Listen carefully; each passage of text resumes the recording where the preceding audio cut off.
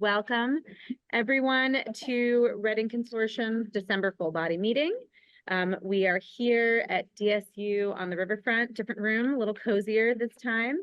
And we are in a hybrid format and having members both in person and on Zoom. Okay, I will try to be louder. All right. Sorry, I am losing my voice and trying not to spread any germs, but good luck to us all. The purpose of this meeting is to hear about the accomplishments of Redding, sort of year-end meeting, our work groups, as well as work moving forward.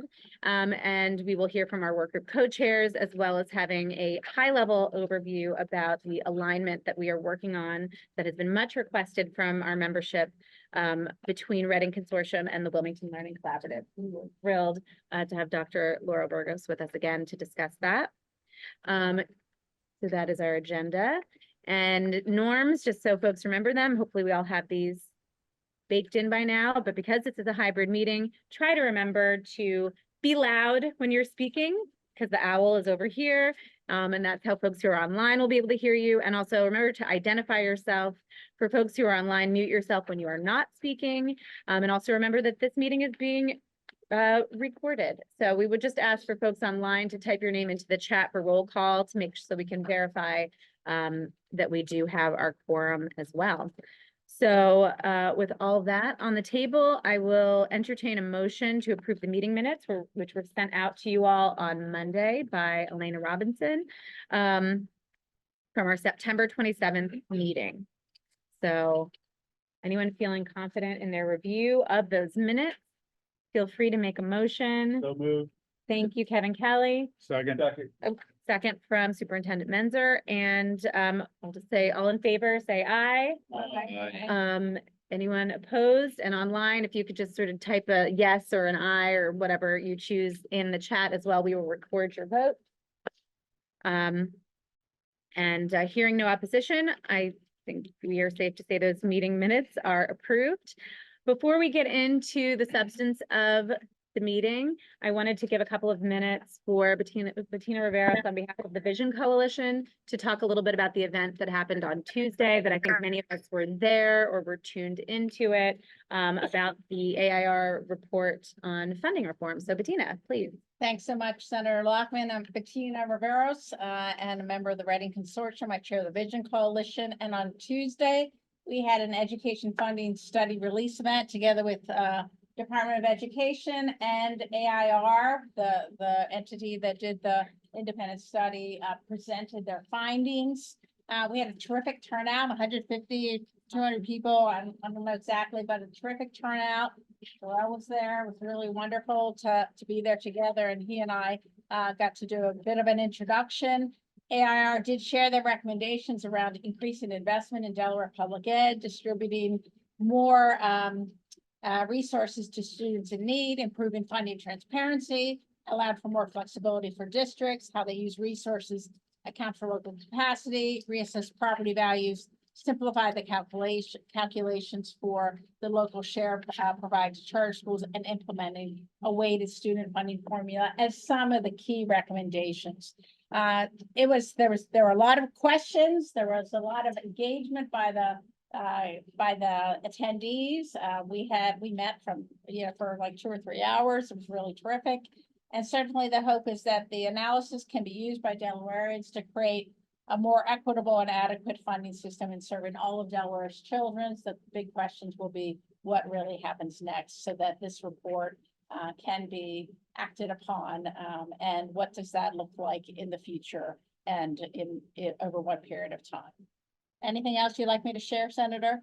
I think that was wonderful. If anyone has any questions, I think there's a number of crossover between Redding and the Vision Coalition. And so I'm sure we're gonna be having a lot more conversations about this. It was a very exciting event. I did want to share that, it certainly at the event gave a lot of gratitude to those who initiated the lawsuit, to the Redding Consortium, to all those really involved in getting to the point where this report was required. And then the Vision Coalition had a follow-up meeting yesterday, our quarterly meeting, and to further discuss that and what next steps may look like will be some of the work ahead of the Vision Coalition. We will be, of course, collaborating with Redding Consortium. Yes, we appreciated the shout out, and for the settlement work group in particular got a shout out at the event, well deserved. And yeah, I think it's just we've all been waiting for this to come, but I think it's just a jumping off point for a lot of conversations. And appreciate you highlighting that so people can expect to hear more on that. So I think we are going to go ahead and move into Matt and I's co-chairs update. We are going to present a bit of a reflection on where we stand as a consortium in terms of the work products that we've assigned ourselves as a group. So we can go ahead and move to slide 5, I think. Or there we go.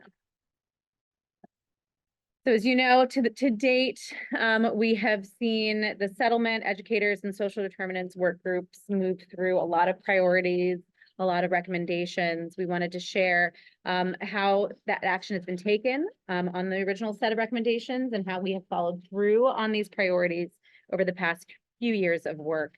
So we're just going to reiterate some of these things and remind ourselves, hopefully remind you all, that we are an action-oriented group and that we have achieved many of our stated goals and expect to continue to do so.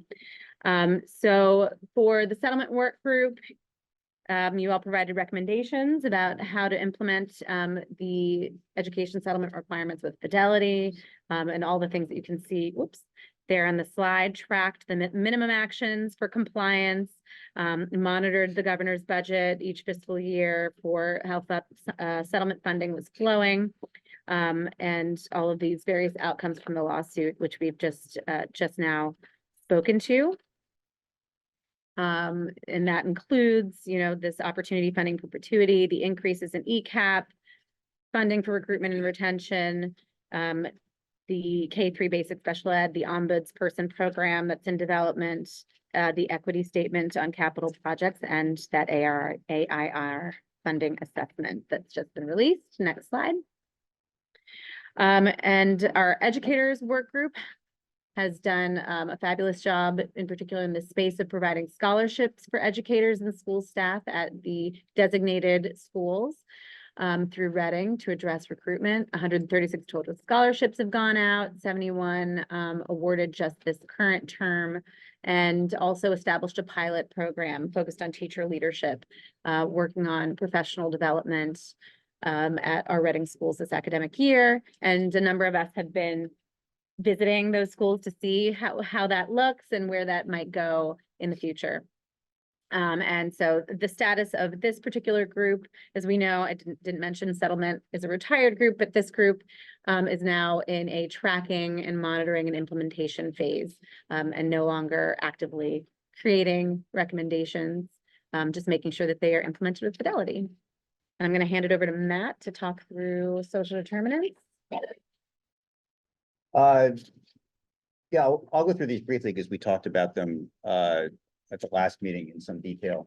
The pre-K was a big focus for the social determinants work group, both expanding from half-day to full-day programs for kids in the city of Wilmington, and also providing a better reimbursement rate so that providers could pay their workers better and we could have better recruitment and retention of frontline providers. And that was not only done for Wilmington students, but the state has adopted that as a model for all of its ECAP schools. So the benefit of that is actually expanded beyond what we had originally planned. Wraparound services was another priority, and that's taken a couple of rounds to get to where we wanted it to be. But an RFP went out for 3 schools that had a student population below. There had to be a minimum percentage of students living below the federal poverty line in order to qualify for the wraparound services grant. RFP went out and it was awarded pretty recently to 3 schools. It was awarded by the Department of Education. We didn't have anything to do with the bid process. Bayard, East Side Charter, and Kumba. And the grants are supposed to be for 3 years, and they're $1.9 million a year, which by Delaware standards is pretty extraordinary in terms of before and after school and summer programming. So at our next meeting, I think we'll be able to provide some more details and specifics about what exactly those programs are going to look like at the school level. But it's pretty unprecedented in terms of how robust those programs are going to be for those kids at those schools. And my hope, at least, is that those are just the first 3 schools that'll have programs like that, and we'll be able to do them in more. Jeff, I don't know if I can lateral the boost part of it to you, just so you could provide maybe some better detail about what that looks like. Sure. So when wraparound services was talked about last spring, there was concerns that there was some available funding for wraparound services, but it was exclusively focused on elementary programming, and made a pitch that the Newcastle Chiefs and I have been working collectively around supporting students in the city of Wilmington through a different model. And so during last spring, we brought forward a proposal that the Redding might be able to use those wraparound services to help us support a group of students who were new 9th graders at, from the city of Wilmington. And from that, the Redding Consortium came forward with 2 years with a third possible funding opportunity for us to provide community graduation coaches, one for each of the 4 districts, to work exclusively with students in the city of Wilmington, regardless of where they go to school and where they live. So I have a graduation coach, Darrell, Link, and Dan. They work with anybody who resides in the zip code of the city proper of Wilmington, regardless of where they go to school. So it's not like I have to worry about someone who goes to a red clay school that my coach is working with. It's just working solely with those students who were 9th grade last year. They're now 10th graders, and they're boost 26 because they're graduating in 2026. So the goal is to keep that cohort together as long as possible, close as possible to 2026, to get them across the finish line. But boost is just basically a philosophical agreement between the 4 districts and Joe Jones and Newcastle County Votech that we want to look at the city of Wilmington differently. And it started with 22 when we looked at the seniors who were involved in the pandemic. And now currently we're talking about what it looks like in middle school. Margie's at the table now with us, talking about how we can what can we do differently with our 8th graders. Nice. And along and the short, that's a. And we talked about the equity data dashboard in a lot of detail at the last meeting also. So I won't go into, I won't rehash that, but definitely also a top priority and well underway. And I just wanted to mention that, this is, I mean, you add it all up and it's pretty close to, on this slide, $8 or $9 million a year, and then plus the money for the education work group programs. And a big part of the reason that we were able to do all these things is that Senator Lockman, when she was a member of the Joint Finance Committee, really put her foot down and insisted that these things get funded at this level. And I think the initial suggestion, well, at first it was 0. And then when the Joint Finance Committee was having its hearings, then I think some of the members said, how does $5 million sound? And Senator Lockman said something to the effect of, not so good. Yep. How about 10 million, which is what it ended up being. So I just wanted to make sure that there was a recognition that, in 2021, that, that's where this all started. On the shoulders of all of the work that you all did that required us to secure the funding to do that work. So my part was just much. So we're going to use that. Ray, your seat is right here at the table. Sorry for calling you out. So we're going to use that as a transition to 2 of our working groups that have some updates on their status. So we're going to give it back to you, Jeff and Ray, to give us a little more flavor on that. Welcome. All right. You can start off, I'll underscore if there's anything. Just a little bit of this is a recap of what Matt stated. We continue to work and focus on wraparound services. As you know, this slide was written before Matt Den's big announcement about the 3 schools that were awarded the grant. So we will continue to work through that. The equity data dashboard is something that was a priority, continues to remain a focus our partnership with DOE and DSC in that work has been invaluable. We are, the last time you heard, DSC came in and presented, we are still focused on phase 2 of that, and the goal is to be wrapped up with phase 2 in spring of 2024.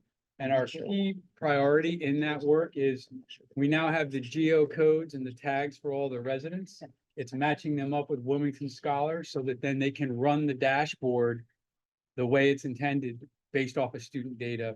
And it'll be last year's, I believe it's last year's students. They're not doing current students because the data is, took a while to get it to that point so that they could build the dashboard. So that is a priority, and we hope to see something back in the spring.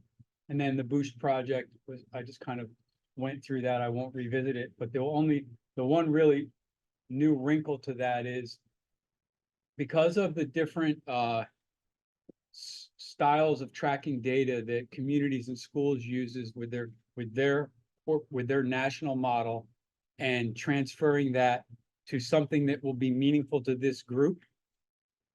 We've reached out to the UD IPA team to kind of help drive that home because it's one thing for Durrell's team to kind of handle it in their space because it looks a little different, for us.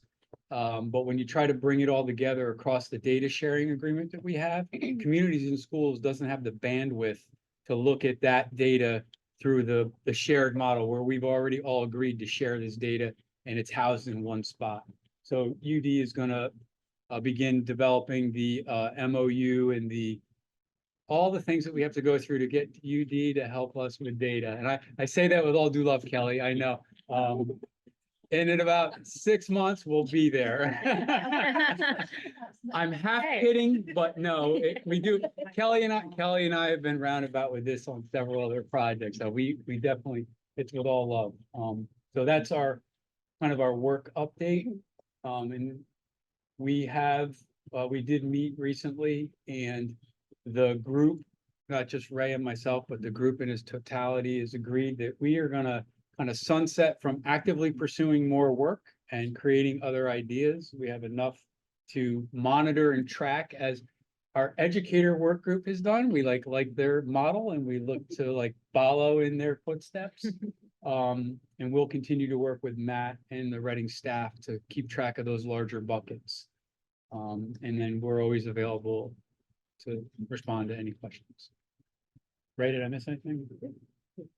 Oh, thank you. Ray keeps me in line on a regular basis.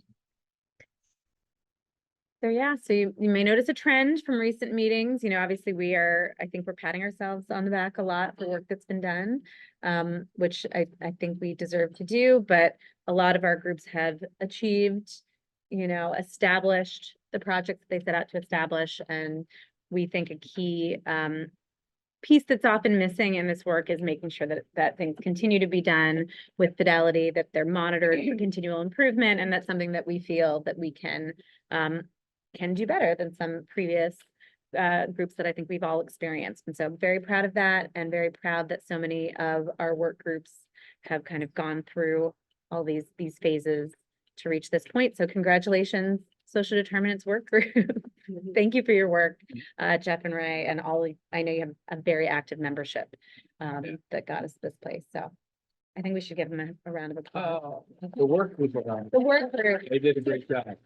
They were awesome. And then I believe we also have an update from educators. I don't know if Representative Smith is still on, but he said you were in charge. You closed, but now I'm not. I think it's time. Yeah. I think there's others.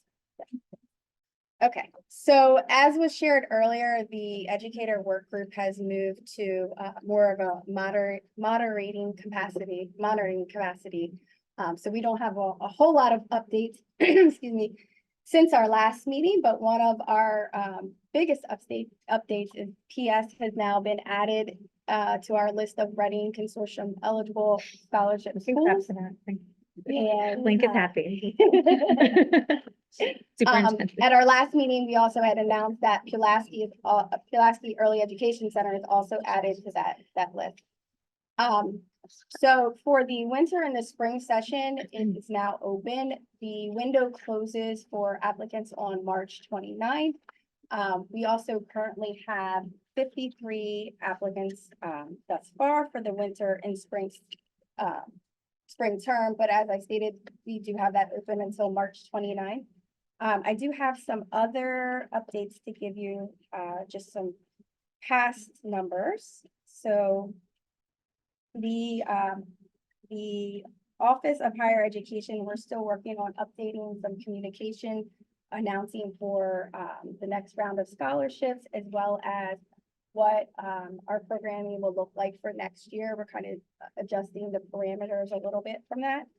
And then we also are going to be tracking some of the metrics of the awardees. So, excuse me, I can tell you, currently there's been 3 educators that have received 4 awards, 9 educators that have received 3 awards, 29 educators that have received 2 awards, and 46 educators that have received 1 award.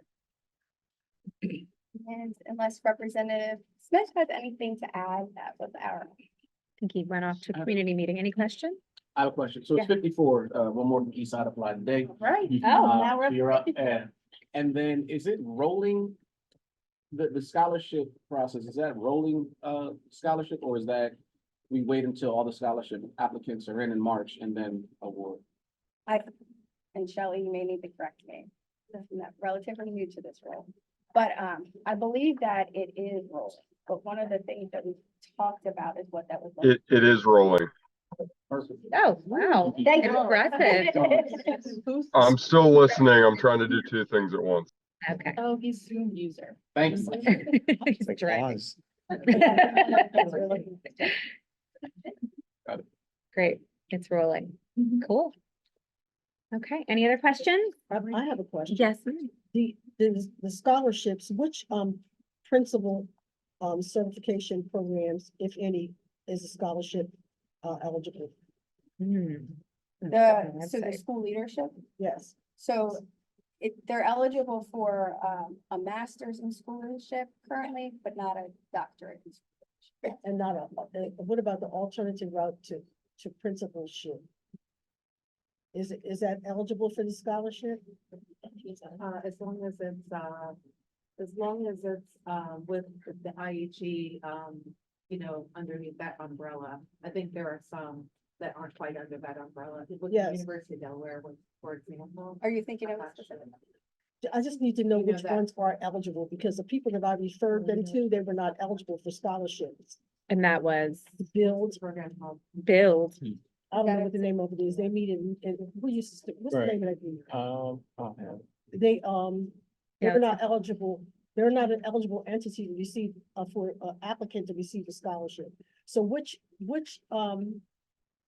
And is For that prin- because they're not, sorry, affiliated with one of the IHEs, I would guess? don't know what that. acronym I think, stands I'm for. sorry. Oh, sorry. As long as it's affiliated, a degree provided by the institutions of higher education. Yeah. Okay, so So that's they what have it to be has to be. Delaware. That's Yep. the caveat. Yeah, got Yep. it. Okay, Yeah, Do you want me to look more? and think poor we, like, Scott was probably the- nodding, I'm just, so. I just told them to contact, DSU, UD, and Wilmington And I'll have to University. check on Relay. I'm not positive about that, but I have a feeling Relay might be included as well. I think Relay is included. And I believe if you, Yeah. there is a page on the Department of Education website that kind Yeah, of spells I'll out the text you the page. scholarship. Okay, thank you. And it tells you what programs are eligible. That's great, thank you. And Delta. And I just put it in the Yeah, chat, they'll too. check. The scholarship is in the chat. Oh, great. Okay, wonderful. Any other questions on that? Tika, thank you. Representative Smith, if you're listening, thank you.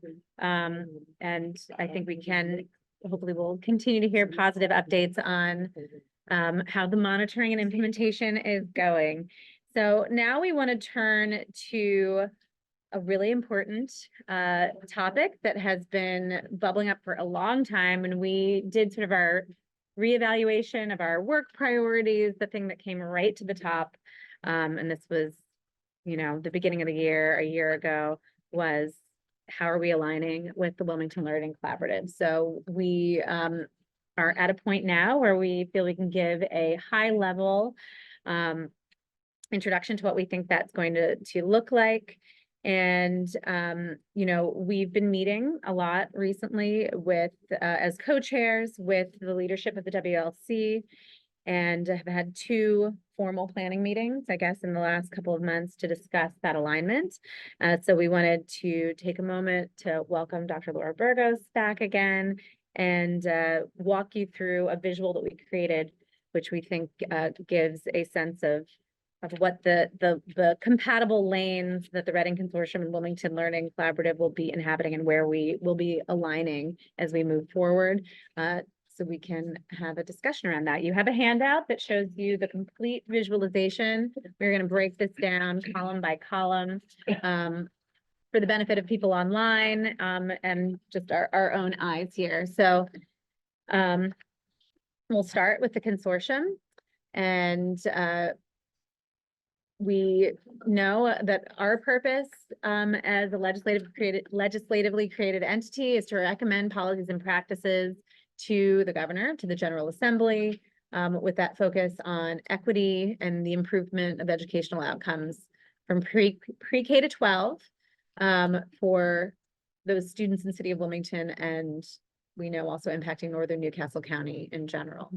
And our specific charges are to continue that monitoring of educational process and outcomes of Wilmington students. Sometimes this will come up. People will say, is anyone looking at the outcomes of Wilmington students? We have been doing that for years. That's one of our key charges.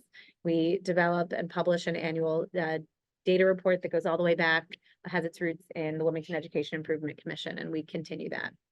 And then our another key charge is to identify barriers to educational equity and improved educational outcomes, and to recommend specific actions for overcoming these barriers. We'll talk a little bit more in this meeting about some of the specific dimensions of that charge that came with the legislation that established us. But and then, of course, we have all of the major districts serving the city of Wilmington, the Newcastle County VOTEC, as well as charter schools engaged in our work. So that's the picture of, oops, do we want to go back to of what Redding is? And I will let Dr. Burgos talk through the same purpose and charges for the collaborative. All right, good evening, everyone. As I scan the room, I'm realizing how many one-on-one conversations we still need to have. Oh. Thank you for this, Senator Lockman. It's been a pleasure meeting with the team and, you know, coming to a very clear, concise narrative for how we will complement our efforts. So the purpose of the Wilmington Learning Collaborative is to really accelerate student outcomes, specifically through empowering those closest to teaching and learning, which of course include our educators and the education leaders in our building. We know in order to do that, we have to embed very clear collaborative structures in our buildings. And 2 ways in which we are doing that are through our educator leader teams, as well as our forthcoming site-based community councils. I think I'll walk us through our charges and add a little bit more detail as far as where we are with each of them. Because we do have a lot of exciting announcements, and so much has happened even in the past 30 days. So first charge, completing a teaching and learning analysis across our 9 WLC schools. That is just about complete. So we have partnered with a new teacher project, also known as TNTP. We have been working with them for the past few months. Their review teams have partnered with all 9 of our schools, conducting visits, and these are day-long visits in which they are able to observe classroom instruction, meet with educator focus groups, school leadership focus groups. We are now finishing the last phase of this work, which is the data collection process, and that involves an examination of student work products, as well as a number of student, staff, and family surveys. So in the coming days, we will complete that. And by February 23rd, we will have individualized school opportunity scorecard reports. And what we hope these reports lift up, one, those emerging trends, those promising practices that we have going on in our schools in terms of the equitable opportunities students are being provided with to demonstrate a standards-based learning. We want to be able to build upon what currently exists. And we also want some clear actionable recommendations that will inform how we deploy our resources, how we design our professional learning, and how we work with our many community-based partners. So excited to say that in my first couple of months into the role, we were able to accomplish that. And this is the first time we've been able to do this across 3 different school districts. Same process, same approach for all of the 9 schools. So we're excited to see some of the trends. We will also be receiving district-wide reports and then one overarching WLC report in March. So we'll be wrapping up again data collection in the coming days. And the one thing I'd like to lift up about this process and what has made it different from previous reviews is that this was really done in collaboration. This was very transparent. There were no surprises. I worked carefully with our 9 principals and our 3 district liaisons to understand kind of the scope of the project, the timeline. Teachers had open access to the review team. They were able to go back and forth with questions. So it was really a collaborative process. There were no surprise visits. If I was a teacher participating in this, I know that I was randomly selected by the review team. I knew who they were and when they were coming. So I think that was an important note to make in terms of how we do this moving forward in a very transparent and collaborative way. The second charge, we have our educator leader teams, and we have recently kicked off our first cycle of what we call ELT innovation projects. So we're really trying to set the tone early that the charge of the WLC is to increase autonomy and to really send that message and give our ELTs kind of their first exercise in shared decision making. We opened up this idea of if you had one outcome right now to look at when you look at your school success plans that you wanted to shift in a different way by piloting a new solution, what would that be? You know, bringing in all your creative efforts, thinking about what's already been tried in the past, what would that look like? And we've asked them to complete a very clear proposal on kind of the data informing the idea. What is the idea? How would they roll it out? How would they progress monitor? What is the budget needed? What are the resources? And right now, tomorrow is the first deadline. So we're beginning to review proposals. They'll receive side-by-side coaching and technical assistance from our Empower Schools and Delaware State University project partners to really actualize the vision for the project. We met with principals on Tuesday, all 9 principals. We sat down, they had a chance to pitch their school's innovation projects and push each other's thinking around, considerations. So it's very exciting, very collaborative. And this is just one of 3 cycles. We're hoping that this creates a new rhythm for how educators engaged in shared decision-making, how we utilize resources, and how we actually put that power and creative energy and create a space for risk-taking and innovation. So we're excited about that. Again, first round closes tomorrow, so we'll be busy in the next few weeks. And the first implementation period begins January 15th. So as funding is moved into each of our districts, we'll have a very clear process for how schools will access the resources to actualize those projects. So very exciting. And we had a virtual kickoff. I'm losing track of time. I want to say early November. We had our virtual kickoff where all 9 ELT teams were able to join. The other charge, and this is something, again, we're having regular meetings with collaborative planning sessions, I call them, with our 9 principals. And this is really a protected space, right? So prior to October, we had not brought together our 9 WLC principals.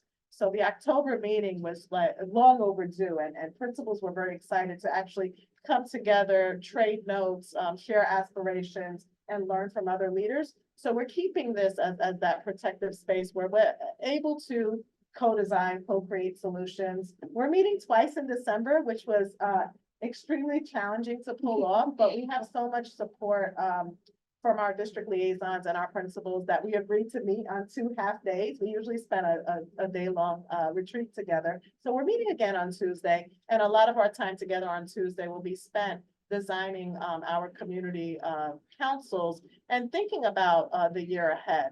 You know, that school performance framework that will drive the work of the WLC schools for 2024, 2025. And again, as everyone knows, we have 3 district partners. And, you know, we're also not losing sight of opportunities to support students and families within the city of Wilmington who are attending the schools outside of the WLC ecosystem. Of course, there's a lot more. I know. We always get, or I certainly always get really excited when we sit down and catch up and hear about how much you've hit the ground running. You know, I know for us, it felt for a while like a waiting game. So it's just been thrilling to see that you come on and have gotten to work. So areas of alignment. So what this column is reflective of, you know, with the tons of support from our team, you know, we combed through the documents that, you know, were part of the development of each group and the conversations that we had, and came up with a list of items that reflect, I think, shared values and shared work areas, either stated or that are, you know, actually in or have been in practice, that overlap. And so just wanted to spell these out, and make it clear that we're aware of these areas where we are most closely either overlapping or closely aligned, that I think we're going to keep top of mind as we continue to work on alignment and figure out ways to ensure that we are not duplicating work or doing work that's in conflict. So making sure, you know, as we've seen with our 2 purposes, we are very much focused on similar goals, but approaching those from different vantages. We do a lot of work, obviously, through this consortium that's focused on state level policymaking. We've advanced a lot of recommendations that have led to things that are happening on the ground in our school buildings. And I think we've seen what WLC is doing is very hands-on on the ground with our districts and our schools. So I don't necessarily need to read the whole list here for you. I think you guys can see them, but you know, you'll see. Obviously, we're focused on outcomes for Wilmington students, focused on equity, high quality teaching being delivered, cohesive governance, investments in professional learning and teacher and school leader capacity, so on and so forth. So this is the product of our early conversations. And again, it's the high level alignment. So I'd be happy to hear it. Matt, do you want to add anything? See if anyone has any questions in response to this, or Laura, do you want to add anything to that? I'm just gonna share a few more. Oh, please, you are welcome to. More, you know, kind of logistical. In order to do this work, you know, the WLC is set up as a nonprofit, and of course we need a team. So I'm excited to say that in the coming weeks, I'll be putting forth some new hires, including a director of educator pathways. And this person will work with the 9 schools and the larger ecosystem of universities and Department of Ed programs to create pathways for those many adults in our buildings that either would love to be certified or would like to move from para to teacher, or who would like to move from parent volunteer to para. There are a lot of resources, funding supports in our budget. We've even budgeted for childcare. We're really trying to work on removing the barriers. What is getting in the way? So if I've been covering classrooms for 3 years, you know, kind of as I guess a relief pitcher coming in after, you know, we lose a teacher, what is in place to support my growth and development as a educator, as it relates to, you know, my vision for myself, right? We can't make the assumption that every substitute wants to be a teacher, or every para wants to be a teacher. So we want this person to create kind of a caseload for all of those in our buildings leading learning for our students who are trying to figure out, you know, how to navigate the system that isn't always easy to navigate. So we're excited about that role. Director of operations, I mean, the obvious, that person who's going to pull this all together, making sure that we communicate well with all stakeholders. I'm very excited about getting the team on board in January. we'll be seeking approval, for those, contracts at next week's WLC council meeting, and then a director of learning systems. We want to increase our emphasis on strong tier 1 instruction. We have a lot of emphasis on remediation, a lot of emphasis on tier 2, tier 3. We don't want to lose sight of what that strong tier 1 instruction looks like. So those are, the 3 critical roles that I think will, obviously be essential to actualizing our charge. Office space, this will be our office space upstairs. So we are moving into the DSU Riverfront building. Also with a target date of January. And then our website will kick off in the next 6 weeks or so. Lots happening to go from broader idea to actually doing the work and having a strong identity in the women's community. Yeah. We look forward to seeing that. So, and in terms of, progress on actually operationalizing the alignment, I think you can expect to hear more from us at our next full body meeting. We certainly have some ideas and welcome ideas from consortium members. Anything that you're hearing that sounds like overlap that you want to make sure that we are, in sync with one another, because that is our intent and that's what we've been working towards. So happy to entertain any comments or questions. Don't be shy. Kevin. Shy, and Kevin Kelly, the Advisory Council. Welcome, congratulations on your position. You'll have a tough job ahead of you. I think the challenge that we have in the city of Wilmington, and I've been here my whole life, is that every decision and output depends on crime. And we are focusing on crime too much in the city of Wilmington and worrying whether it's down or it's up or whatever that may be. And the education system is really much more important because that ends up where we're going to be. And I've always said, if we had as many groups that focus on crime and focus on education in the city, we would be a whole lot better off. So we've got to try and change that kind of mindset with people. As I explained here, I look at the collab as kind of like the city council. They're the day-to-day people who are interacting with the constituents all the time and looking at it. The consortium is this policy group that's going to the state level to do in Dover. We're going to come in and try and make sure there's resources here to get to it. Well, we got to make sure at the end of the day, the consumer, which is the parent and the student, understand the roles of everybody and how we are all trying to make their lives better. And it's not going to happen overnight. It's going to take, a little bit of time, and every neighborhood is different within the city as to how their educational outcomes go. So I think it's important for the Redding Consortium to look at those areas of alignment and what are the most important ones that we can help you make your job successful, at the end of the day, and how we can all make this whole group work better, to see, because it's a whole new gang gonna come in Dover next year, a whole new group in Wilmington. So we got to make sure that the work that we're doing is going to be, whoever comes in with a new lens realizes it's very important. We need to continue. That's very well stated, Kevin. Thank you. I'm not running for anything either. Yes. Never know. No, thank you. I really appreciate that. Any other comments or questions on alignment specifically? Definitely more to come. This is just the beginning of the conversation here. So. Yes, Aaron. Redding works with a broader group involving Newcastle County Tech, Colonial, and charter schools. WLC does not.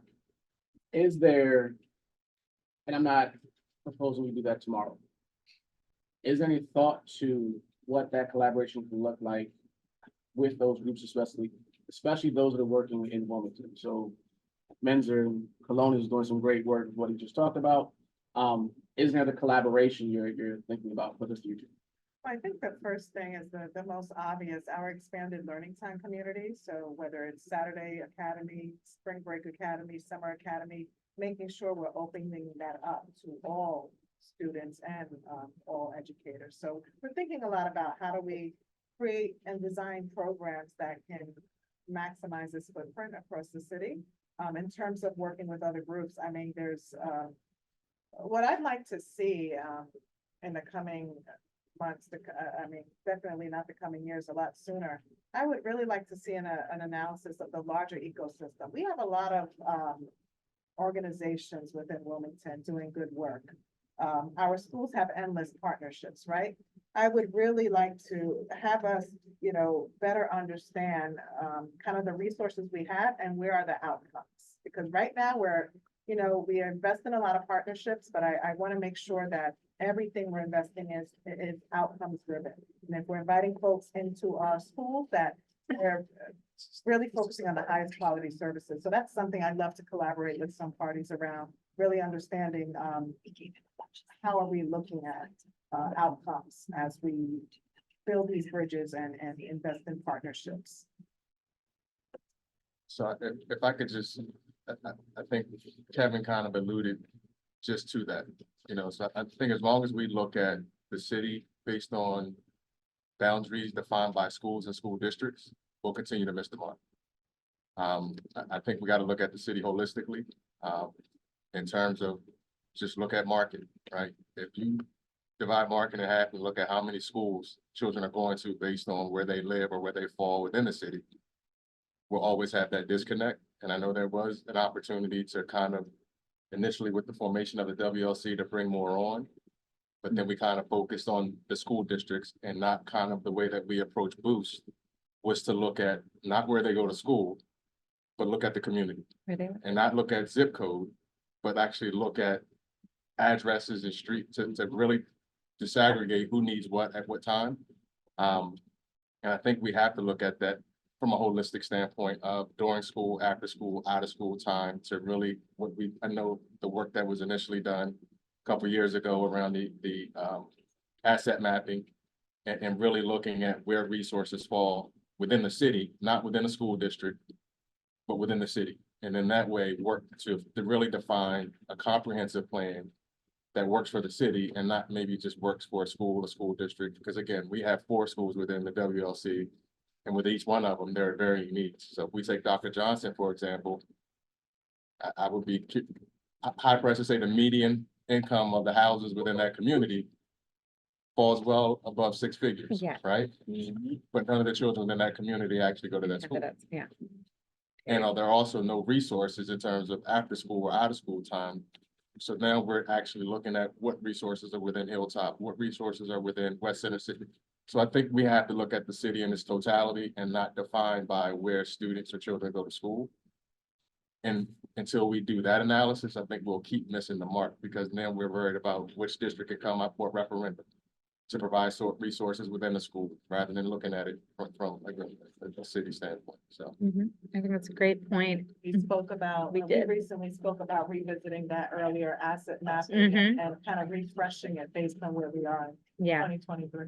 Yeah, and we didn't want to get too much into the weeds of operationalizing, but I think that's one of the things, Kevin, you mentioned, we obviously as the consortium have this role in recommending policy, particularly on the state level, but we also have a great deal of research and analysis capacity as well with our wonderful IPA and DSU staff that we have. So that's definitely something that we've been discussing as part of the picture and part of our particular lane that we have to offer in support of not only our own work, but the work of the WLC. Anything else on this one before we pivot to the next part of the agenda? Awesome, thank you. Laura, you're always welcome. So we are going to move into our final agenda item. So, obviously we've spent a good bit of time today reflecting on the work of our various work groups and achieving the priority of working with the WLC on our alignment. And of all the work that we have done and all of the things that are specifically assigned to us by the state law that created our body, there's one thing which is always on our agenda, but we wanted to dig into a little bit more today in light of last meeting's conversation and just sort of where we are at in this whole process. So, and that is our redistricting charge. So that's our statutory obligation to address the question of redistricting around the city of Wilmington and northern Newcastle County. So we'll just do a quick intro and then I'm going to hand it over to our work group chairs. So just to to make it clear, the code says that the Reading Consortium, quote unquote, shall develop a proposal for redistricting in the city of Wilmington and northern Newcastle County that must include provisions with designated responsibilities and timelines for action at all levels. So it spells out the 13 provisions that such a plan must include, as well as designated responsibilities and timelines for action. So there it is. So this is a shall and not a may. This is an assignment given to us by legislators, and we do need to begin to act in a more focused way to carry out these responsibilities. So we have had our redistricting work group co-chairs, Councilman Street and Representative Chapocha, working on this for some time, and you know, figuring out the best way to approach this work. So we are going to give them some time tonight, I think, to give some more context for this work, maybe some history that we thought would be useful in advance of any forward movement on this charge. So I'm going to hand it over to Representative Chapocha, possibly Councilman Street, to talk us through what has brought us to this point. Why is this a charge for the Reading Consortium? Good evening, everyone. Happy to be here. I'm just giving a very brief introduction, and then my co-chair, Councilman Street, is going to talk about the timelines, and then I will follow him with a little connection between everything that's being shared and connecting it to our work here. And then what we see is our path forward. So Councilman Street, I'm not sure if you're on. Yes, so. Can you hear us? Yes, All right, wonderful. thank you, Representative. I've listened to everything that's been said tonight, and everybody seems very excited and positive and upbeat. And I don't understand why. Because from where I sit, everything is worse than it's ever been. As we speak, we've got a school, maybe two schools, but at least one in Christina, where it looks like you've got as many substitute teachers as you do regular teachers. Proficiency scores are at an all-time low. And everything that's been talked about over the last 20 years has been ignored. Now, in terms of background, in 2000, on April 4th, the Delaware Senate passed the Neighborhood School Act. In response to that, Senator Henry urged Neighborhood School Committee. Neighborhood School Committee met over a 6-month period of time, recommended a weighted funding formula for high poverty schools and a reduction in the number of districts in the city from 4 to 2. That was sent to City Council. City Council recommended 2 districts in the form of a river plan. That was sent to the General Assembly. Nobody did anything. No legislation was sponsored. 2008, Senator Henry comes back and the General Assembly comes forward and develops the Wilmington Education Task Force. That task force recommended a reduction in districts in the city of Wilmington from 4 to 2 and a weighted funding formula for high poverty schools. And at my urging, a high school in the city of Wilmington. No legislation was ever sponsored. Then we go to WEAC, recommended a weighted funding formula for high poverty schools and a reduction in the number of districts.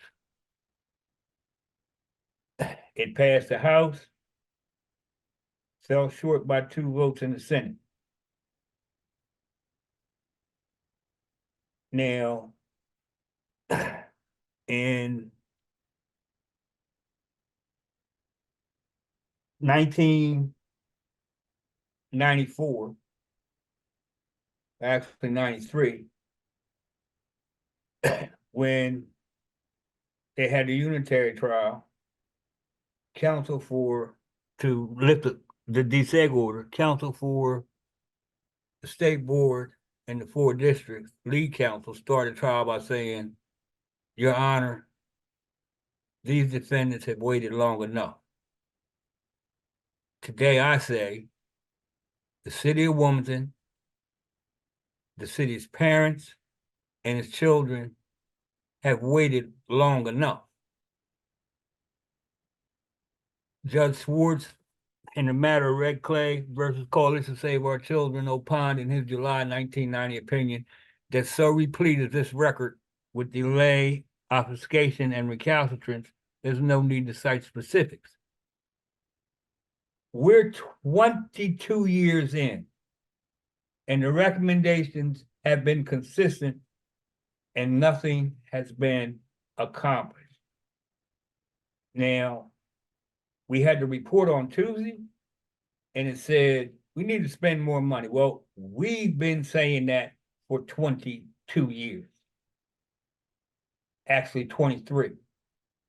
And we need to do this, and this recommendation. What it didn't say was what good the things that have been done over the last 2 years since we settled, what good has it done? And the fact of the matter is, you can't say, because you don't have an outcome that says that the money by itself is doing what it's supposed to do, and it's crystal clear there's not enough of it. And I'm at the point now where on December 1st, I started my 50th year. And I want to get out as bad as a lot of folks want me out. But I'm not leaving it like this, not without a fight. And the harsh reality is the city of Dover is served by one school district. City of Middletown is served by one school district. The city of Newark is served by one school district. Why does Wilmington have to continue to be so different? The fact of the matter is, the State Board of Education has closed charter schools whose proficiency rates were higher than the failing schools, failing city schools in the Christina School District. Why? Then we go back to $100 million the Markell administration got for Race to the Top, which ended up being a run to the bottom. Because all the folks that got coached and tutored and mentored and whatever education jargon there is, they're no longer there. None of them are there. And we're starting all over again. My point is this. I sat in the 70s and sat in the jury box, sat 11 school districts with lawyers in the jury box. All of them fighting DSEG, didn't want it, but deep down inside hoping that their superintendent would be selected for the county district because it was all about money. And one person was able to control all that money because Wilmington had a lock on entitlement money. The other districts didn't qualify for it. And so they were all hoping that their superintendent would be the one. Well, the one got it, and he was doing his thing, and the other folks turned around and said, oh, hell no, we can't have this. Can't have one person controlling all this money and all these resources and making all these decisions. That's the only reason we have 4 districts. In my opinion, when the judge said do it, we went from 11 to 1 overnight. But we can't go from 4 to 2 or 4 to 1. It's outrageous. And I'm just going to close with this. I'm not going to beg. anybody to do anything, but for 40 years, I was of the view that judges do not like to run school systems, and you only go as a last resort. But I'm at the point now where there's no question. There's delay, obfuscation, and recalcitrance, 23 years worth. Wilmington is being treated completely different. And the city, its parents and its children are entitled to relief. And so I don't care what we end up with the Redding Consortium or what happens with the state board or the General Assembly. If nothing happens, then I don't want anybody screaming and hollering foul, because I do what I have to do to go seek relief elsewhere. It's past time and overdue. And, now we're giving deference to referendums. We're giving deference to what superintendents want. Well, superintendents are transient in nature. You don't make decisions for the future based solely on the current player. And we've known for 10 years now that we had schools where 0% of students were proficient in certain subject areas, if not all subject areas. And we didn't do anything about it. Nobody said we need to cut these classes in half. Nobody said we need to evaluate these kids for special needs, and if necessary, give them one-on-one. Nobody's done any of that. They were 10%, 0% in fourth grade, and you sent them on to high school, and you gave them diplomas, knowing they couldn't function. And we're at the point now where either we're going to educate them today, or we're going to build another jail. I've already said too much. I'm coming back to you, Representative. Representative? Thank you, Councilman Street, and I'll just follow that history with a very brief history about Redding. And some in this room know, but there was a very small meeting in my office, and with myself and folks from the House Legal and some folks from UD. And the whole meeting was called about governance and about wanting to overturn some of the chaos from the Neighborhood Schools Act. That was the focus of the meeting. It grew too big. We ended up in my colleague's office, in Tizzy's office, who was bigger than mine. And they said, she's working on some things, and we put our minds together. And that's how it gave birth to what we call Redding today.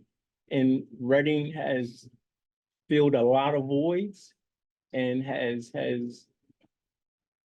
become a lot of different things to a lot of different groups and a lot of different people.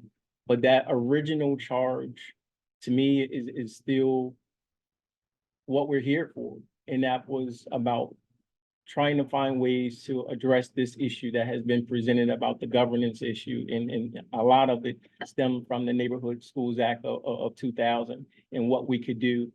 We were fresh off the heels of coming through WEAC and WEAC, which just me personally, having been along with many members around this table, felt that was, we've done this a lot, but I really feel that the WEAC process and WEAC, it was very, with Tony's leadership and everybody else's involvement, it was well vetted. There was so much engagement. I think to date, it was our best attempt at what we're trying to do. And when my colleague and I said, we're going to do this, we said we want to do it with those learned lessons and not redoing WEAC, not doing it all over again. We wanted to try to pick up where WEAC ended and move toward, and we had a very aggressive, very detailed, and a very intentional timeline. This is what we're going to do. And that was our focus. And that gave birth to WEAC, to Redding and our mandate. And with that, it gave us a sense of knowing what had been learned. We wanted to learn from all of the plans that Councilman Street and initiatives, everything that, all of the hurdles and things that derailed them. We wanted to learn, we wanted to take that into what we did. And we felt we did a good job at crafting our legislation as best we could, as new legislators, trying to fight through this process and say we have individuals who can help us achieve this goal of picking up right where we ended. And it has created a sense of, I think, where that part of implementation, and many know I'm a runner, and I often say, like, I'm tired of running on this treadmill. I want to get outside, even though it's cold. I want to get outside. And that's how we felt. Like, we're doing that same thing. Once we got there and it stalled, but we wanted to avoid that. We didn't want to be on the treadmill. We wanted to run. And that's why Senator Lockman and I said, this is how we're going to do it. And I thought we're headed there. And of course, COVID happened and other things happened. But the process, we weren't given the supports to implement and pick up where we had left off. The conversation was, we need to go back and do WEAC all over again. And as Councilman Street said, we've vetted this so many times where plans have been presented in terms of where we are, how we got here, how we have a voice for the city. We were to that point of saying it's time for us to make a move. It's time for us to get to the point to say, let's focus with our district partners on an implementation strategy. That's where we are today as the governance body. And that was what we wanted to present this evening, is saying our opportunity to say, we want to move toward implementation, trying to implement basically WEAC, our recommendations from the WEAC plan, working with our district partners and trying to get to the point of where we've been. We never wanted Redding to just be a book on someone else's shelf. Another plan that is never implemented. That was our first charge. Our first thing that we wanted to do was to do something, not to change that from everything that had been done previously. And that's still what we believe can occur. And we really want to work with everyone around this table, work with our district partners, with the administration, with DOE and the state board, to say, let's finally give Wilmington what is needed. As many know, my dear councilman, people used to think it was strange when he would threaten to sue. Oh, we just got to go to court. And where we are today, it feels odd that it's like,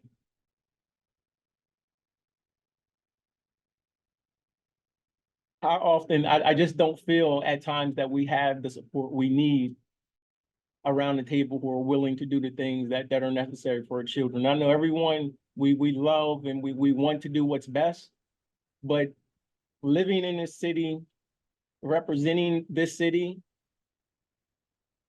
there is a grave fight to do what's best for this city. And my city doesn't have a voice in the educational destiny of their own children. Our mayor has no input. Our city council has no input. And from the very beginning, how can we do that? They have to be invested partners. We created that. We wanted to address that in WEAC. In Redding, we gave them a seat at the table. We want to try to fix that. We want to say, we vetted this so many times about how we can change this to reduce the number of governance bodies in the city of Wilmington without redoing this exercise all over again. We just want to have the conversation to say, we've agreed on a path forward. Now, how can we begin to implement it? That's where we are, again, as a governance committee. And we look forward to continuing with the full body, these discussions, again, working with our district partners. We know working right now, our districts have many other obligations.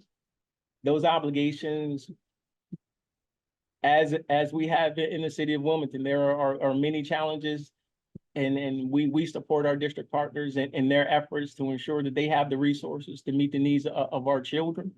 But we realize and understand that, as my dear councilman said, this delay has been delayed. I don't know. I don't wanna sit here and be just pessimistic and sad about where we are, but I am very sad about the lack of when I hear all the great things, as Councilman said, about what we're doing as a body. But our one direct charge thing that we directly were handed from WEAC and WEAC. It hasn't been given that same support, that same encouragement in order to fulfill those obligations in terms of the governance and reducing the number of district partners within our city. So again, thank everyone for what they have contributed to Reading. And I just encourage and would just as a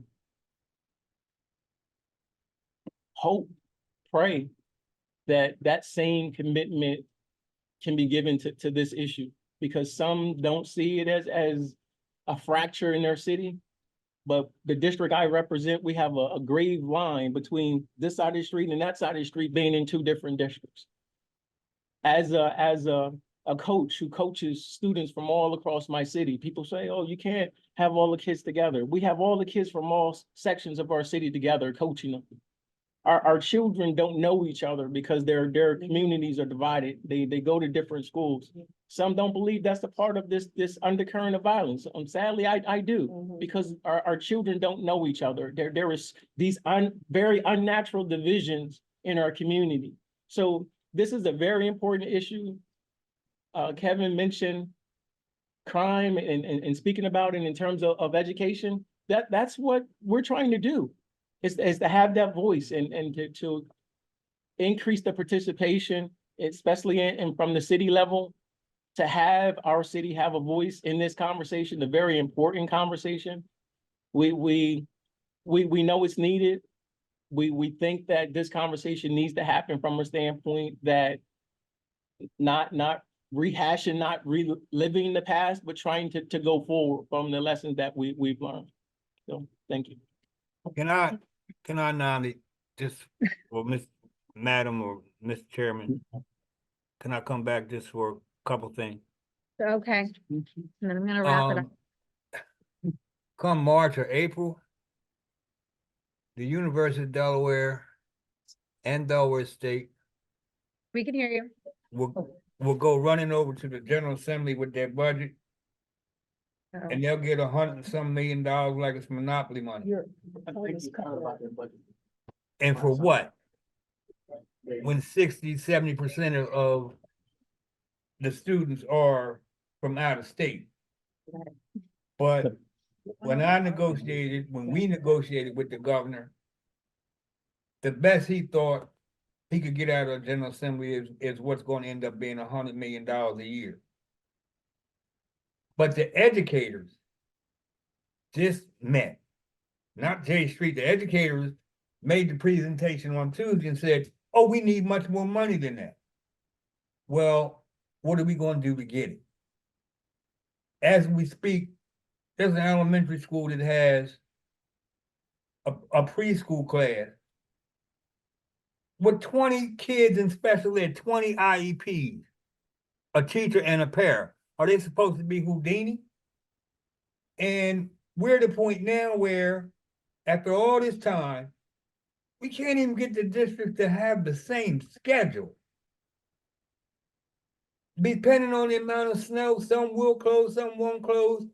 It's outrageous to do that to a city. And finally, we really expect, or the parents, that we really expect the parents that have been miseducated for 2 generations to be able to do what has to be done to prepare and work their children through school without help and additional resources. It ain't gonna happen. So all those things together just make it necessary for some substantive changes. Thank you, Councilman and Representative. And as you mentioned at the beginning of your comments, Councilman, that we were being very positive about a lot of things, and I do tend to take that tack, and I'm gonna do it again right now. I think, you know, you guys have given us a reality check about the seriousness of the challenge, about the length of time that proposals have been made and not acted upon over 20 years. It's ridiculous. There's not really a way to say it otherwise, but I do think we are at a moment with a great responsibility to do transformative work that I think stands to positively impact, obviously, the Wilmington students who are a priority, but I would hope all of the students who are, you know, in schools and districts potentially impacted by that work. So I do have positive feelings about the opportunity that faces us and the opportunity to support the work of the two of you as co-chairs. We did want to flip through. We do have some slides that we will, I think, share out probably by email with everyone. We don't need to go through them, but that kind of hit the high level of the timeline that the councilman and representative walked through. We also wanted to but to point out some of these silver linings of progress that has been made on the educational landscape since the last iteration of redistricting work, which was WEIC. So, you know, we left a book on a shelf when it came to the redistricting proposal, but there were a lot of asks in that proposal on which, you know, movement has occurred, not on the redistricting question, but around opportunity funding, around some of these other items.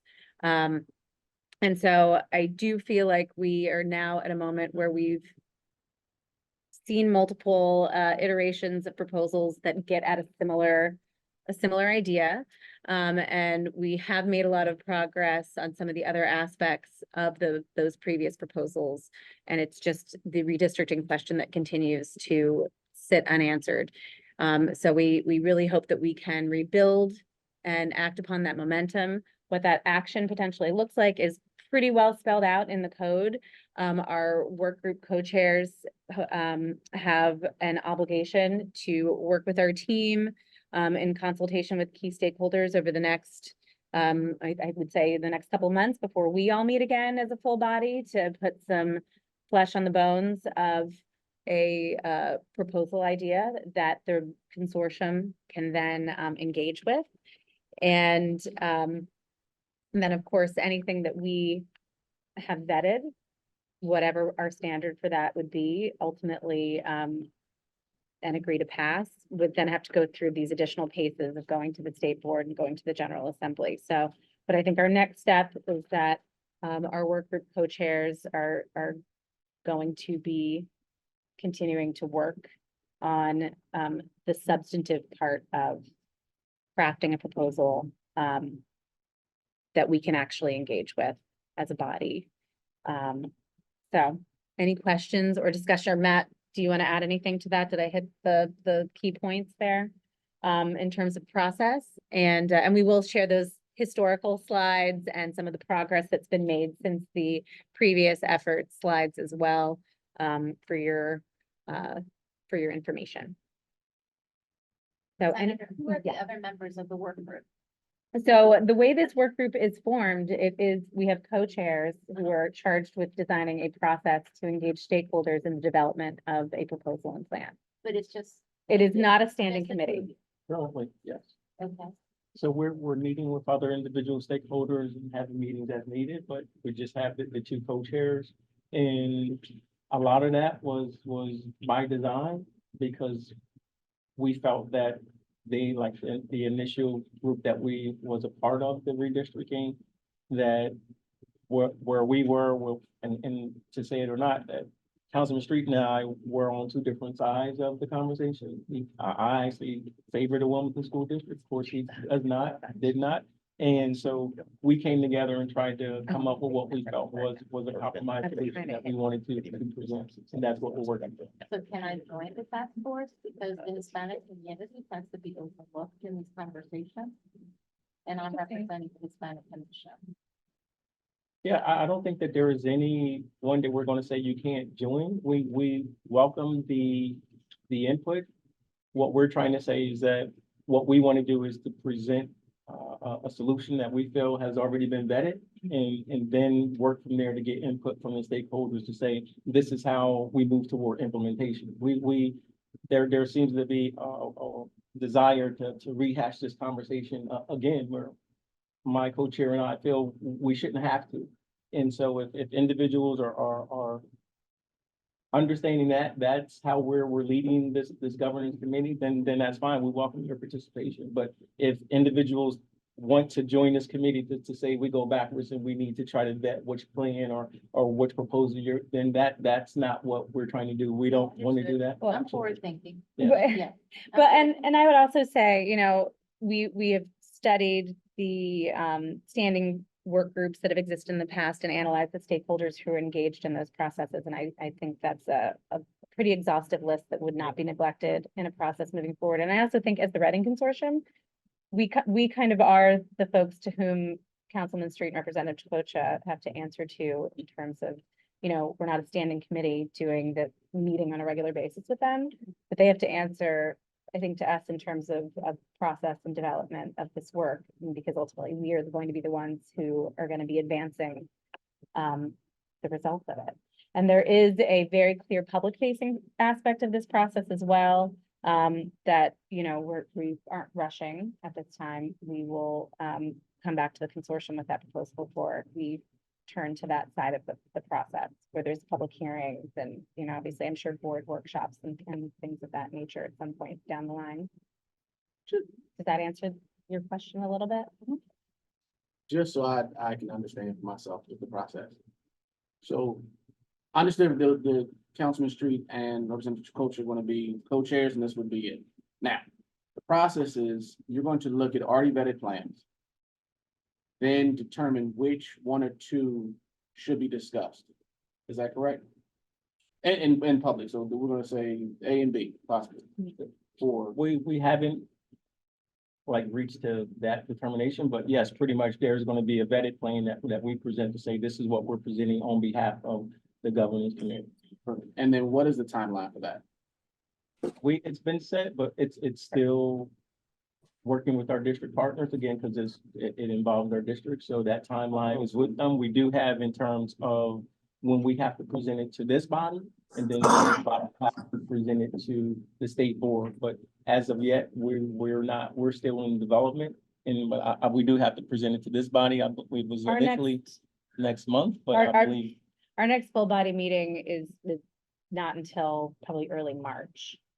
So in March, at that point, there should be, this is the proposal.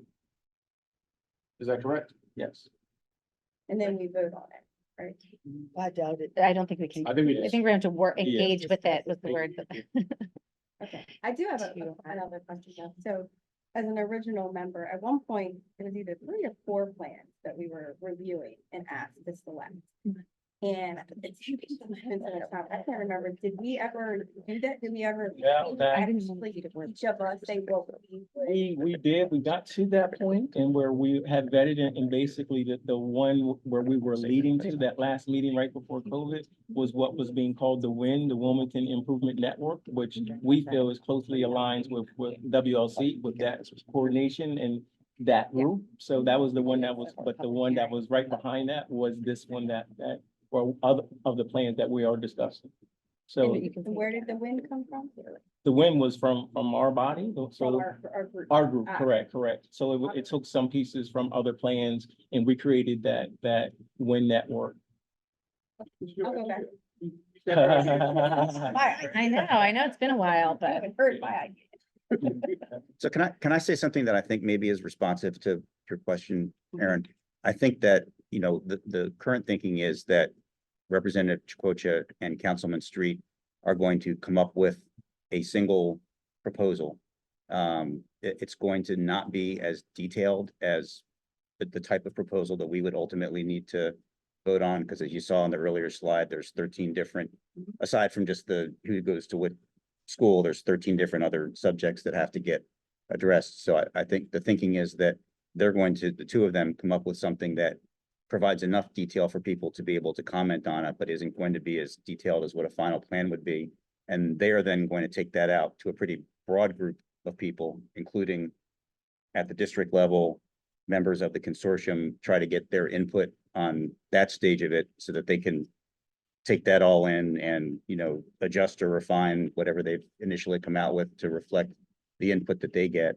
And then once they have that, they're going to try to, and that's probably not a short process because they want to be thorough about trying to hear from everyone who should be heard from. Then they're going to come back and working with our staff, try to put together the type of extremely detailed plan that includes all 13 of those things that have to be addressed for us to look at and consider and ultimately vote on. So there's, you know, for consortium members, there's going to be a couple of opportunities to weigh in. One, you know, sort of the rough draft, and then second, when they come back with something that has all the details on it. But I think that's, you know, and they can correct me if I'm wrong, or Senator Lockman, but I think that's in terms of process, I think that's what's being thought of. So there's an opportunity for everyone to weigh in at an initial stage, and then, you know, for us to have a look at the final product before, you know, before we have to vote on it and send it to the state board. So I would just push, I understand the sense of urgency, backwards mapping. I think that's a wonderful process. And we have an election coming up in November.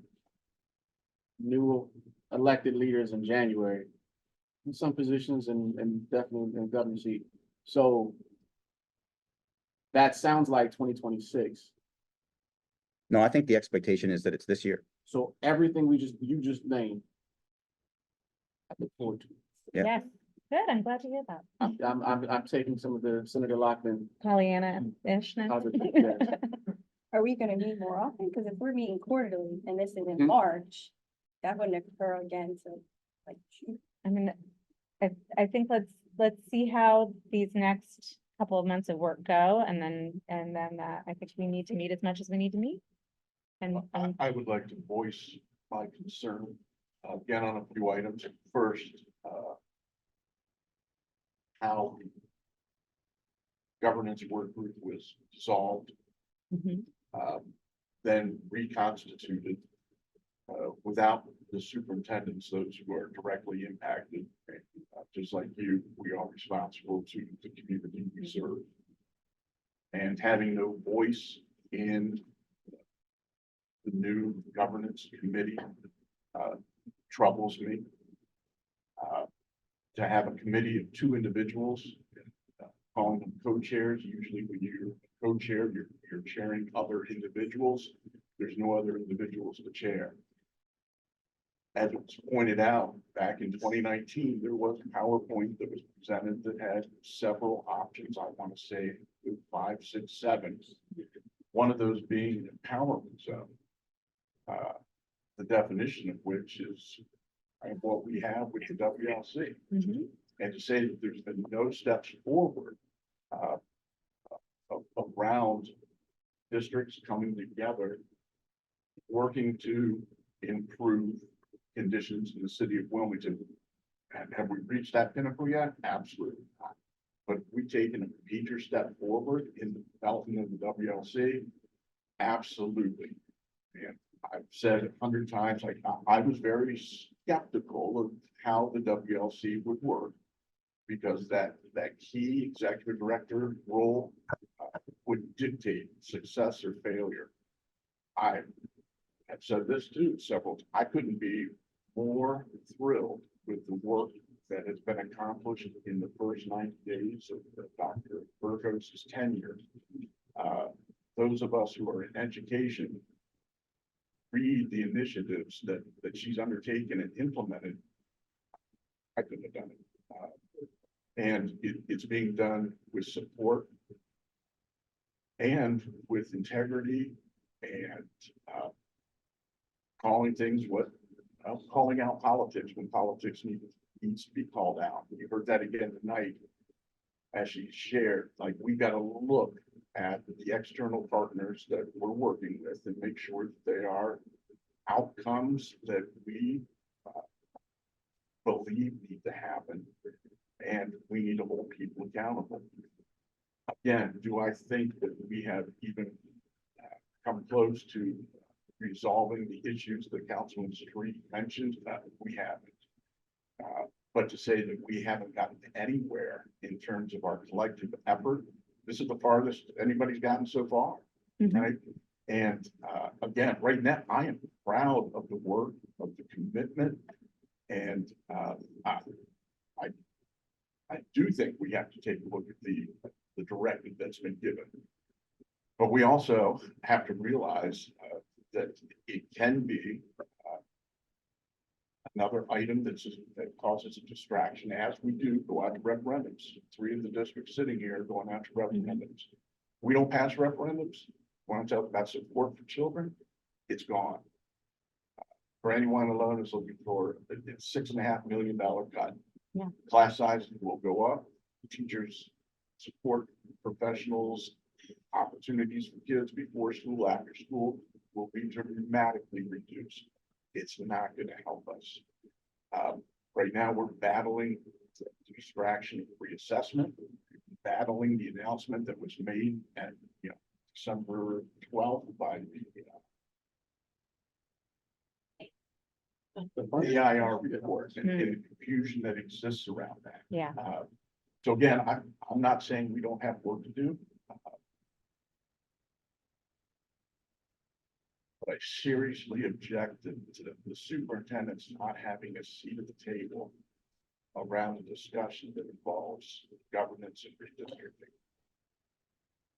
Yes, I clearly, there is Can I- a,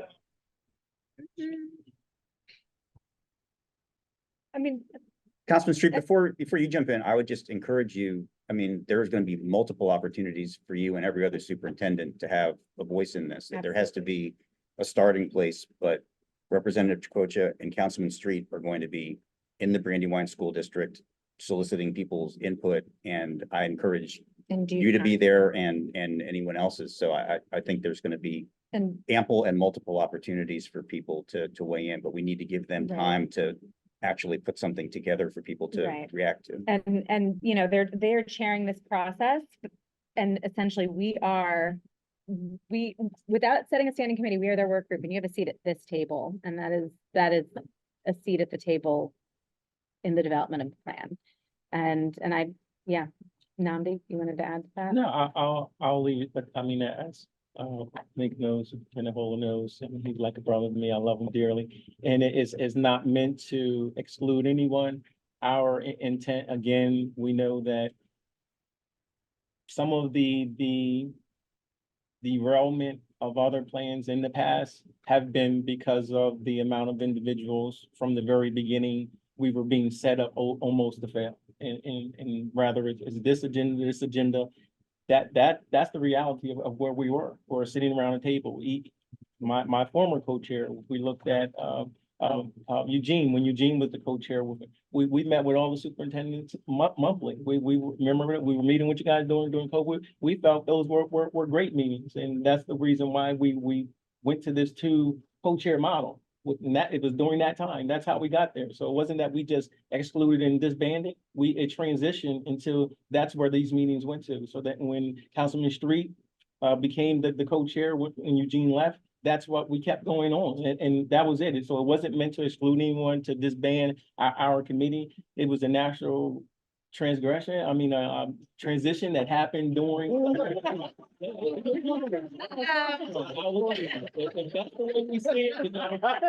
As a poet, I use words in different ways. Definitely that's what led to that. It wasn't by chance. We just said we don't want to meet with these individuals. It transitioned into that, and that's how when Councilman became the co-chair, we just kept that as our focus. So it wasn't intentionally to exclude anyone. Well, I think the superintendent officers, you said the best thing I heard today was you were opposed to some of the ideas of the woman to learning for land. Yeah. And then you sang her praises and the work that's taking place. And so I think some of the disconnect right now is that without that proposal, the process is missing something. And I think once we get to that presentation and this is the proposal and share those ideas, then we can actually react and have some conversation. But I do think, I look forward to that future meeting. This is not the discuss moment. that moving forward. This is not, yeah. And You were saying that something a lot. no, I was just nodding along and thanking you for a good comment. And the councilman, I think, is chomping at the bit. That is Councilman correct. Street? Thank you, Senator. I've heard the need to have people impacted involved. And I find it ironic at best that that argument is being made coming out of Brandywine when they got all levels of staff and parents in the county to push for an early childhood education center out on 202 that supposedly is going to primarily serve children in the city of Wilmington. And all the emails that the county received, not one of them came out of 19802 that's supposed to be impacted the most. As we speak, I don't think the people who are supposed to send their kids there know about it. But the harsh reality is the district, just like it put the kids in Riverside out in 1981 and gave them to Colonial, the district's hell-bent and determined they're not going to take them back. Well, maybe they will, maybe they won't, but ultimately, probably going to be up to a judge. Because I'm not going to sit here and argue about it if that's the way it goes. But, you know, the words integrity and politics were mentioned in the remarks. Well, I'll put my integrity next to anybody's in the room.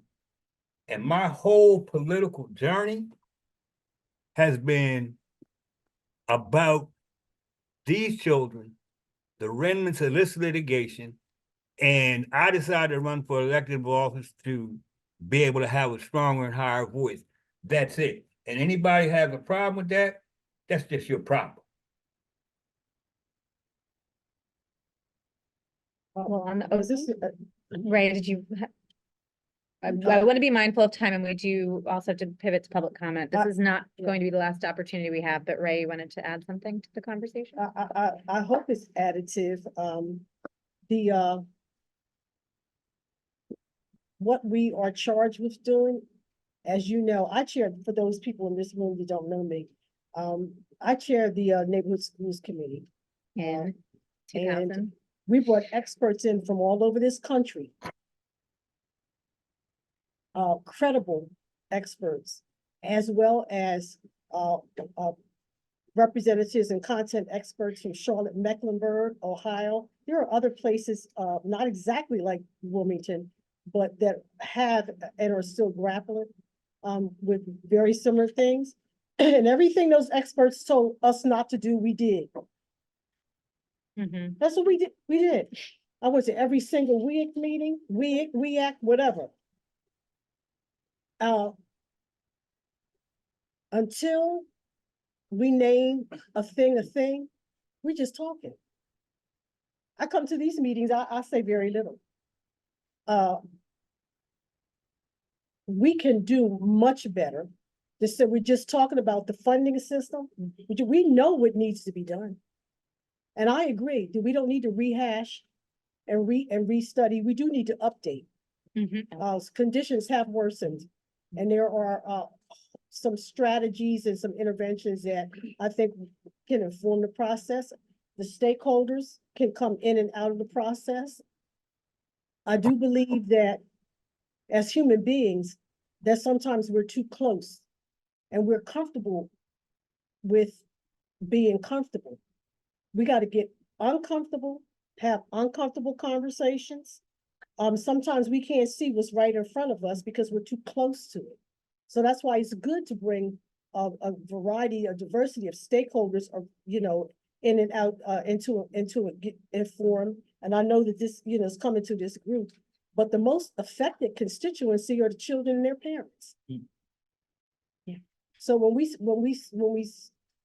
deal with the issues of race and call a thing, and economics and adulting, then we'll start making some progress. Mm-hmm. And yes, I do believe that we're making progress with, this is with all due respect, and you're doing a wonderful job, because you know what you're doing, everybody knows Yes. what they're doing. That's the problem.